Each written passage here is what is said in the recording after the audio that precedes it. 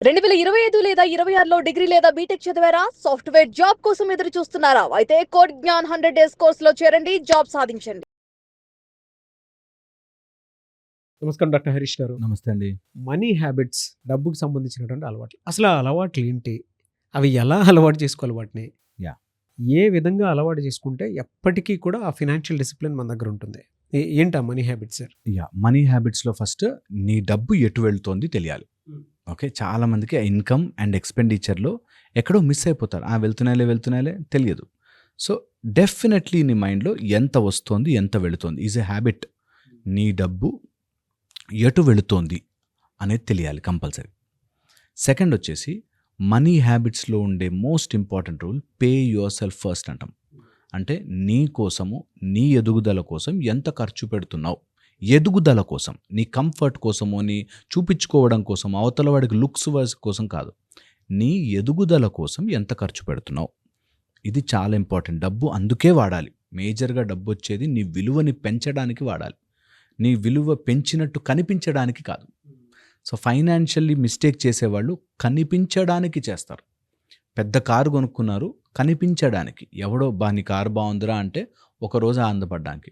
నేనంటాను కనిపించడానికి కాదు, విలువని పెంచడానికి డబ్బు పెట్టేవాడు ఫైనాన్షియల్లీ స్ట్రాంగ్ ఉన్నట్టు లెక్క. నీ వాల్యూ సిస్టమ్ పెరగాలి. ఓకే. థర్డ్, ఎప్పుడైనా సరే మనీ దాంట్లో ఉన్నప్పుడు నీ మనీ నీకు పిల్లలు పెట్టివ్వాలి. నీ మనీ నీకు మళ్ళీ పిల్లలు పెట్టివ్వాలి. అలా ఇవ్వడానికి చేసుకుంటున్న హ్యాబిట్ ఏంటి? ఇవ్వడానికి చేసుకుంటున్న పని ఏంటి? నీ డబ్బు నీకు తిరిగి రావడానికి. అది చిన్నదైనా, మీరు 1000 రూపాయలు సంపాదించినా సరే అందులో 10 రూపాయల దగ్గర నుంచి తిరిగి రావడానికి ఏంటి ప్లాన్ చేసుకోండి. ఇది చాలామందికి అర్థం కాని విషయము. చేద్దాం అనుకుంటారు, సంహౌ ఏదో ఖర్చులు వచ్చేసి మిస్ అయిపోతుంది. బట్ ఎన్ని ఖర్చులు వచ్చినా సరే ఇది ఇంపార్టెంట్. ఓకే. అండ్ ఈ విషయాలు జరుగుతున్నప్పుడు అనవసరమైన ఎక్స్ట్రా ఖర్చులు చేసి అది బాధ్యత, అది తప్పదు కదా అనుకుంటారు. ఫైనాన్షియల్లీ మిస్టేక్ చేసేవాళ్ళు ఏం చేస్తారంటే, ఒక ఆయన మిడిల్ క్లాస్ కానీ పిల్లల్ని మంచి స్కూల్లో చదివిస్తే వాళ్ళు బాగుపడిపోతారేమో అని ఇప్పుడు అప్పులు చేసి ఇంటర్నేషనల్ స్కూల్లో చదివిస్తాడు. ఇప్పుడు ప్రాబ్లం ఏమొస్తుందంటే, వాళ్ళకి అది మంచి చదువు వస్తుందో లేదో కానీ నువ్వు ఈ 1 ఇయర్ లక్షలు కట్టేసరికి డ్రైన్ అయిపోతావు. అవును. సో నేనంట, నువ్వు ఒక 1 ఇయర్ వాళ్ళని గవర్నమెంట్ స్కూల్లో చదివినా పర్లే, దాచిపెట్టు డబ్బులు. వాడికి ఆ 1 ఇయర్లో నువ్వు కట్టాల్సినంత దాచిపెట్టి వన్స్ దట్ బికమ్స్ బిగ్ అప్పుడు వేయచ్చు వాళ్ళని. ఒక 1 ఇయర్ వాళ్ళు స్లో అయినా పర్లేదు కానీ ఫైనాన్షియల్లీ మీరు డ్రైన్ అయిపోయి తర్వాత వాళ్ళు అంత ఇంటర్నేషనల్ స్కూల్లో చదివి వెనక్కి వచ్చి చిన్న స్కూల్లో పడితే ఇంకా డ్యామేజింగ్ అది. సో నీ ఫైనాన్షియల్లీ ఎక్కడ అమౌంట్ డ్రైన్ అవుతోంది కొంచెం కొద్దిగా తెలివిగా వాడితే అక్కడ ఎమోషన్స్ పనికిరావు. పిల్లలకి మంచి భవిష్యత్తు ఇవ్వాలని మనం ట్రై చేయడం తప్ప అంటారు. మంచి భవిష్యత్తు ఇవ్వచ్చు, బట్ ఫైనాన్షియల్లీ ఆ చిన్న తెలివి ఉండాలి. ఇంత నేను బర్డెన్ పడి వాళ్ళని అంత చదివిస్తుంటే వాడి భవిష్యత్తు ఎలా ఉంటుంది అనేది నేనైతే రాయలేను. మనం ఎందుకు అప్పు చేసి మరీ చదివించాలి అనేది తెలియాలి. సో ఎగ్జాంపుల్ చెప్తున్నా. దట్ వే ఓకే, నేను అనవసరమైన చోట్ల ఎక్కువ ఖర్చు పెట్టేస్తున్నాను, దాన్ని నేను I can reduce it out అని తెలుస్తుంది. అది బాధ్యత అనుకోవద్దు. మిస్టేక్ ఎక్కడ వస్తుందంటే ఎమోషనల్ బాధ్యత తీసుకుంటారు. సో ఫైనాన్షియల్ మిస్టేక్స్లో the other important point is emotional ఖర్చు, ఎమోషనల్ బాధ్యతలు నెత్తి మీద వేసుకుని తిరుగుతుంటారు. ఇలాంటి వాళ్ళు మిస్టేక్ చేస్తూనే ఉంటారు, ఫైనాన్షియల్లీ ఫ్రాడ్ అవుతూనే ఉంటారు. ఎమోషనల్ మిస్టేక్స్, వాళ్ళకి ఇవ్వాలి కదా, కనీసం ఫంక్షన్కి వెళ్తున్నాం కాబట్టి 10,000 ఇచ్చేయాలి డొనేషన్, ఈ టైప్లో ఏదోదో లెక్కలు పెట్టుకుంటారు. ఎమోషనల్ వీక్నెస్, దీనివల్ల కూడా డబ్బులు పోతాయి. ఓకే. మనీ హ్యాబిట్స్లో ఉండాల్సిన మేజర్ హ్యాబిట్, నువ్వు నీ మనీ డబ్బాలోంచి 10 రూపాయలు తీస్తే నువ్వు 20 రూపాయలు వేసేటట్టు ఉండాలి. ఇది అలవాటు చేసుకోవాలి. మన ఇంట్లో పర్సనల్ అప్పులోని మెయింటైన్ చేయాలి. పర్సనల్ డబ్బా పెట్టి అప్పుల డబ్బా, నేను నా జీతం రాగానే డబ్బాలు వేస్తా, ఆ డబ్బా నుంచి డబ్బులు తీసానంటే వాడికి అప్పున్నట్టు, మళ్ళీ వాడికి తిరిగి కట్టాలి. Okay. That way I am paying myself డబుల్గా పెరుగుతుంది డబ్బు. అది బ్యాక్ ఆఫ్ ద మైండ్. మనం వాచ్ కొంచెం 10 minutes ఫాస్ట్ పెట్టుకున్నట్టు అదొక డబ్బా మెయింటైన్ చేయాలి. That will help a lot. చాలా కూడా మనకి బ్యాక్గ్రౌండ్లో ఓకే నేను ఇంత ఖర్చు పెట్టాను, దీన్ని ఇంత ముందుకు తీసుకెళ్ళాలి అనే దాంట్లోకి వెళ్తారు.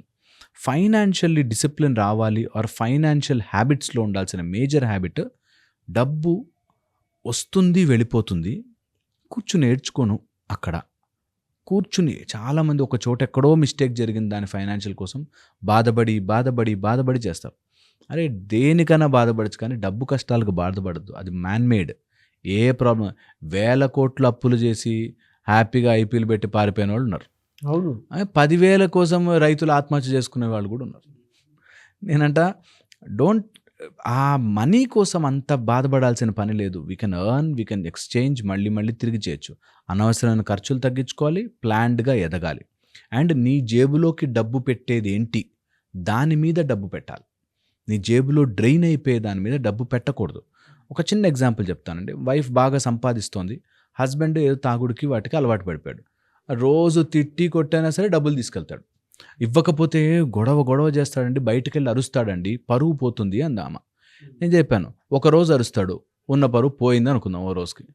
తర్వాతనే నీ డబ్బులు ఆగుతాయి కదా. అవును. పిల్లల కోసం అని చెప్పి వాడు అరుస్తాడు కదా అనే భయంతో అన్ని ఇచ్చుకుంటూ పోతే ఇటు డబ్బులు పోయే, అటు పరువు పోయే, రెండు వేస్ట్ అయిపోతాయి. సో అందుకని అట్లా నీకు ఎక్కడైతే లీకేజ్ అవుతుందో ఆ లీకేజ్ చోట కట్ చేయాలి నిర్దాక్షిణ్యంగా. That way you can improve your finance. ఇక ఫైనల్ లాస్ట్ పాయింట్ చెప్తానండి. మనీ హ్యాబిట్స్లో లక్ష్మీదేవి ఉపాసనలోకి వెళ్ళండి, కుబేర ఉపాసనలోకి వెళ్ళండి, సామ్రాజ్య దర్శిని చెయ్యండి.